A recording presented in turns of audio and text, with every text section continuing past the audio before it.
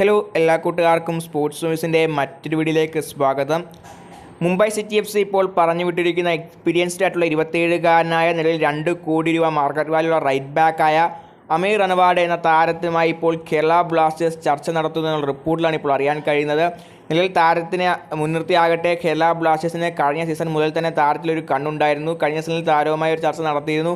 എങ്കിൽ പോലും Odisha F C ചർച്ചയിൽ വിജയിക്കുകയും താരത്തെ ലോൺ അടിസ്ഥാനത്തിൽ സ്വന്തമാക്കുകയുമാണ് ഉണ്ടായത്. എന്നാൽ ഇപ്പോൾ കിട്ടുന്ന റിപ്പോർട്ടിൽ ശരിയാണെങ്കിൽ കേരള ബ്ലാസ്റ്റേഴ്സ് താരവുമായി ചർച്ച നടത്തുമെന്നാണ് അറിയാൻ കഴിയുന്നത്.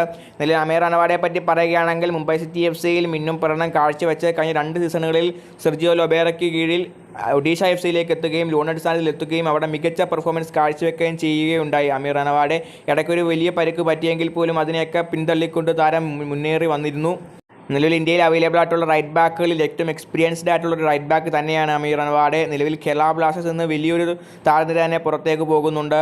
അതിന് പകരക്കാരായി അമീർ അനവാഡെ പോലൊരു താരങ്ങളെ ആവശ്യം തന്നെയാണ്. അപ്പോൾ കണ്ടിനറിയണം അമീർ അനവാഡെ കേരള ബ്ലാസ്റ്റേഴ്സ് സ്വന്തമാക്കാൻ സാധിക്കുമോ എന്ന്. കേരള ബ്ലാസ്റ്റേഴ്സിന് അമീർ കിട്ടിക്കഴിഞ്ഞാൽ വളരെ വലിയൊരു നേട്ടം തന്നെയായിരിക്കും അത്.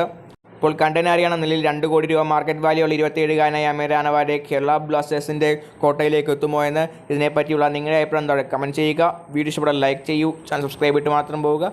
അടുത്തൊരു വീഡിയോയിൽ വീണ്ടും കാണാം.